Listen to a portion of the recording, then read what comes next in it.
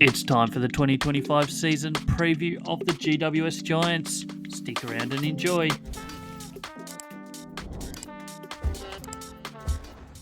Welcome on in to the All Aussie Rules YouTube channel. It's another season preview for you. It's 2025 season preview for the GWS Giants coming your way right now. We're working our way through the competition alphabetical order. This is halfway, I think. This is number 9.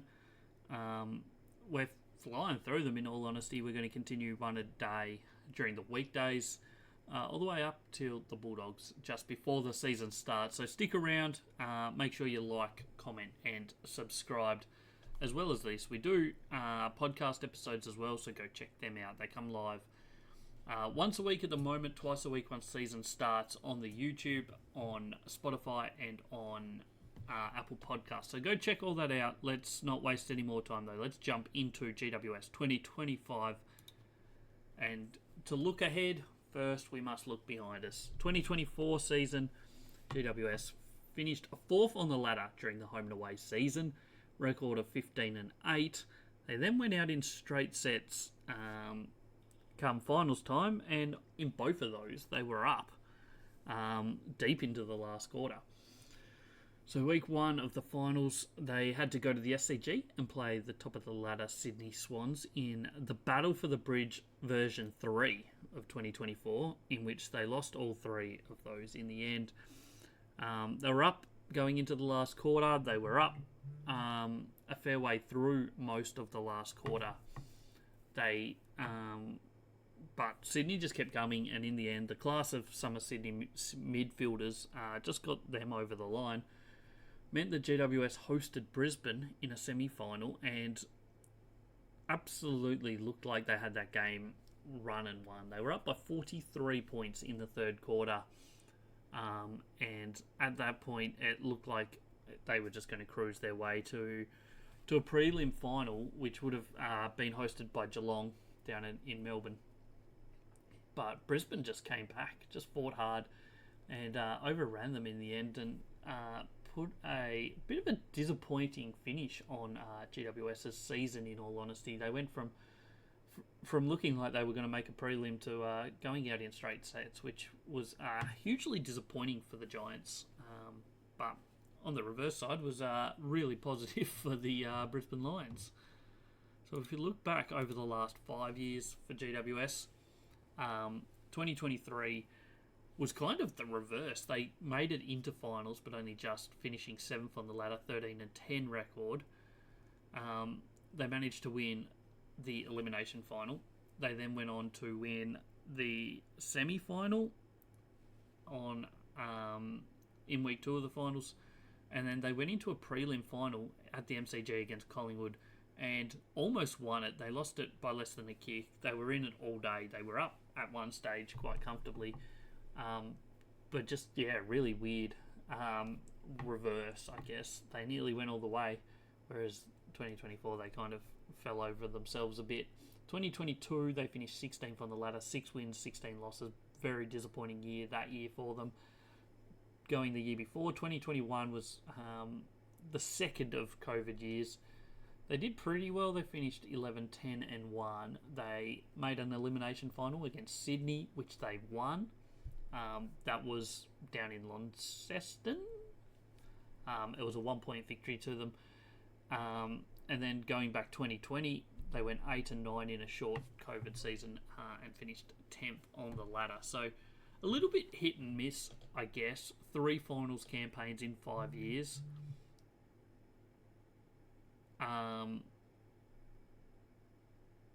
So that's basically it. 3 finals campaigns. Highest finish of 4th, so they made 1 prelim in that time with 2 semi-final exits. A lot of people have high hopes for them in 2025. We'll see how they go. They have a very talented list. And speaking of that, we're going to jump into the depth chart of the GWS Giants. This is basically how their list looks. For a little rundown on the colours and the rating system. So each player is ranked I ranked them at the end of 2024. So these are their 2024 only rankings. So if they didn't play or they didn't play many games, they won't rank very well here.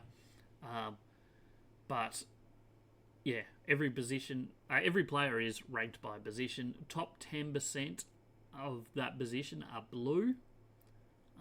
Top 50% are green. Everybody else that played is yellow. Orange are people that have played AFL football before but did not play in 2024. And then red are players that have not played AFL football yet. That's basically the sum up of the colours and the rating systems. We'll start in the key defence line. This is a very stacked team. There's no doubt about it. In my mind and in most people's mind, they have a lot of talent on this list. So start with their key defence line. Jack Buckley was really good last year. He rated as the 8th best key defender according to me. Had a really great season. Typically, Sam Taylor is probably the number one key defender for them, but Jack Buckley is not far behind. Sam Taylor missed quite a bit of football last year. He had a pretty bad concussion at one point, and then towards the a few weeks later, he had another serious injury that put him out for a few weeks. So he did miss a little bit of footy, but finished up ranked 10th best key defender in the competition. I would expect to see him jump back into that elite range come this year. I still think he's probably number one key defender in the competition, certainly in the top three in my eyes. Lika Lear showed some promising signs as a young key defender as well. He played a couple really good games. I'm trying to think of the game it was where he took a clutch contested mark late in a game, but I can't think of who that was against. But he did some really good things. I doubt we'd see Wade Dirksen this year. I think unless there's injuries, it's going to be Buckley and Taylor most weeks. Maybe legally getting a game or two here and there just as coverage, or if the opponent is right for it. But we'll see how that goes. General defenders, another area where they've got some really good talent. Connor Iden, I think, is one of the most underrated players last year. He ended up ranked 7th as a general defender.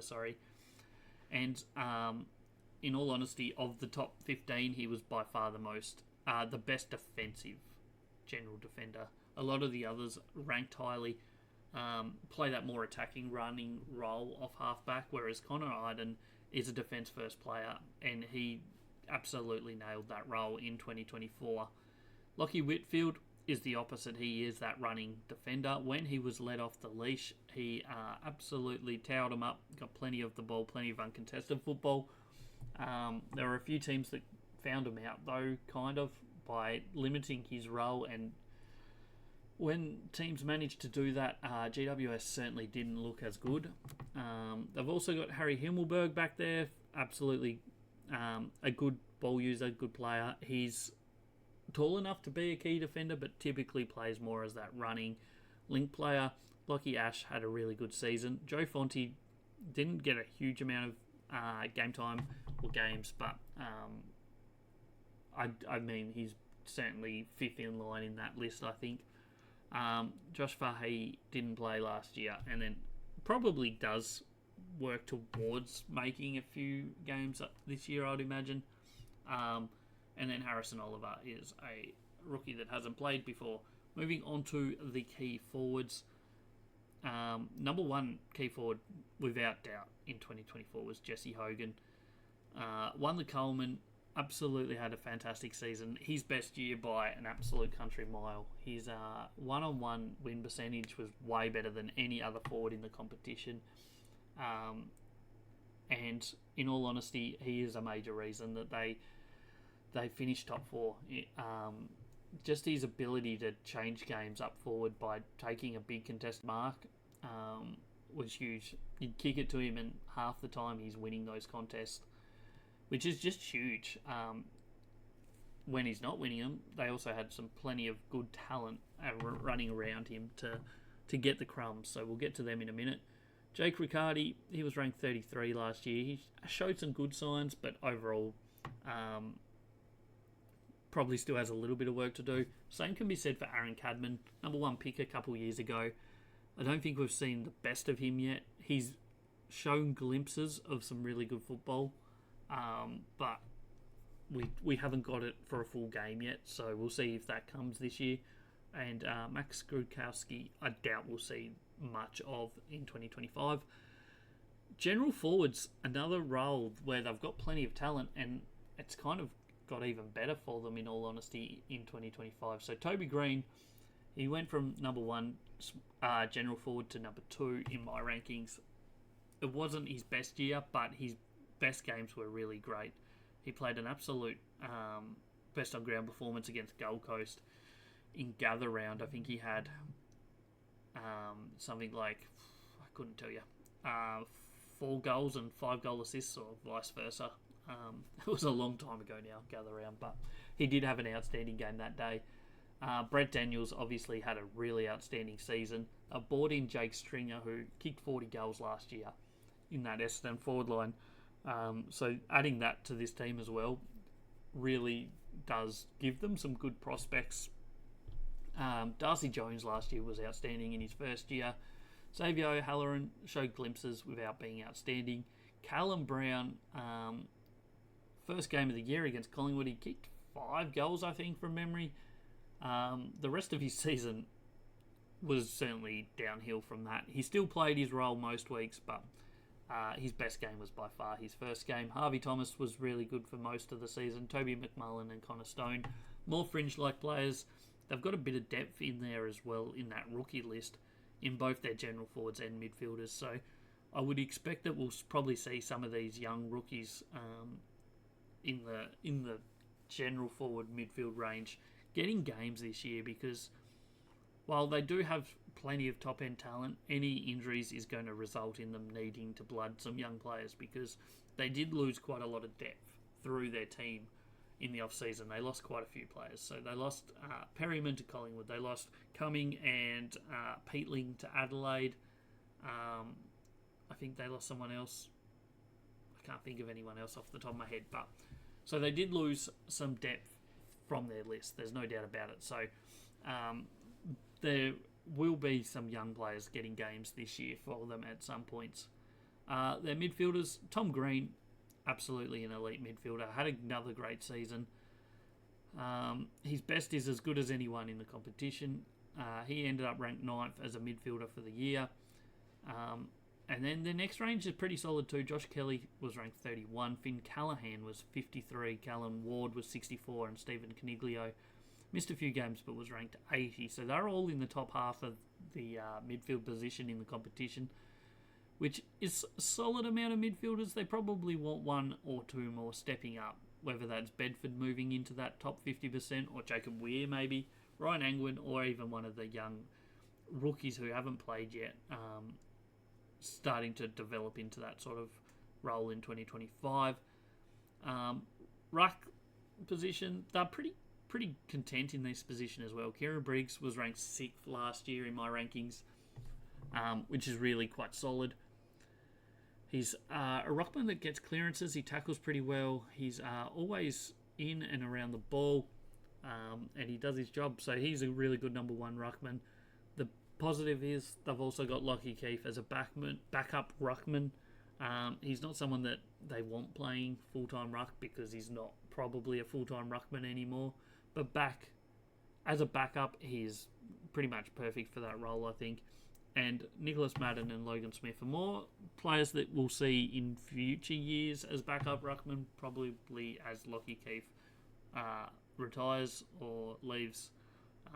Those two will be more so looking to get into the team, because I think Kieran Briggs is clearly their number 1 and will be for the foreseeable future, in all honesty.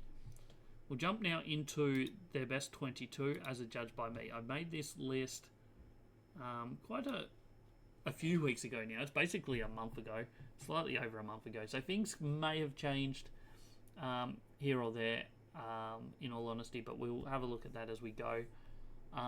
The back line, full back line, Connor Iden, I think, has to be in there. Sam Taylor's obviously in there. Lee Kalir is that 3rd tall. I've got in there as well. He not doesn't necessarily have to be playing, depending on what the opposition has, I guess. Half-back line, Harry Himmelberg, Jack Buckley, and Lockie Whitfield is a really solid half-back line. Some good ball use there on the wings, and Jack Buckley obviously is a very, very talented tallback. I was going to say fullback, centre half-back. He can play both. The midfield on the wings, Toby Bedford and Finn Callahan with Caniglio in the middle. Really strong lineup there. This forward line is looking dangerous. Half forward line, Stringer, Cadman and Daniels. I think you'll see Stringer go through the midfield at times. Maybe the same for Brent Daniels as well, in all honesty. That second tall position in the forward line could go to Cadman. It could also go to Riccardi. It's probably going to be up for battle most of this pre-season and maybe through most of the season. Those two fighting for that number 2 key forward position. Full forward line, Harvey Thomas played a great season last year. Jesse Hogan and Toby Green really looking to step up in 2025. Back to his best of 2023 is what he'll be looking for. The centre line is Kieran Briggs in ruck, obviously, no doubt about that. Tom Green and Josh Kelly, 2 outstanding midfielders. Interchange, Darcy Jones, Callum Ward, Xavier O'Halloran and Callum Brown. So mostly mid-sized players in that list. It's a pretty tall lineup as their starting lineup. They do have Sam Taylor, Jack Buckley and Lee Collier, Harry Himmelberg in the back line, who are all quite tall. Jesse Hogan, Cadman, Stringer, all quite tall. And then Briggs, of course, in the ruck. Their emergency list, I think Jake Riccardi is quite possibly going to be fighting with Cadman, as I said, for position most of the year. Lockie Keefe is a backup ruckman. Harrison Oliver, Lockie Ash, Jacob Weir, and Ryan Angwin. I think their best 22 is as good as just about any team in the AFL's best 22 going into this year. But do they have the depth of some other teams? Maybe not. They certainly have a lot of rookies that are potentially going to be getting their first go as we go through this year. So we'll see how that works out for them. But it's certainly a very talented best 22. There's only a couple players there that I think wouldn't necessarily be a walk-up starter for most teams. We'll jump now into a quick little snapshot of their 2025 schedule. They start the year just as they did last year with Collingwood at NG Stadium. It's on a Sunday afternoon. It should be an absolute cracker, in all honesty. Collingwood out to get revenge for that match, and probably hungry after not making finals last year. GWS out to go one step better, and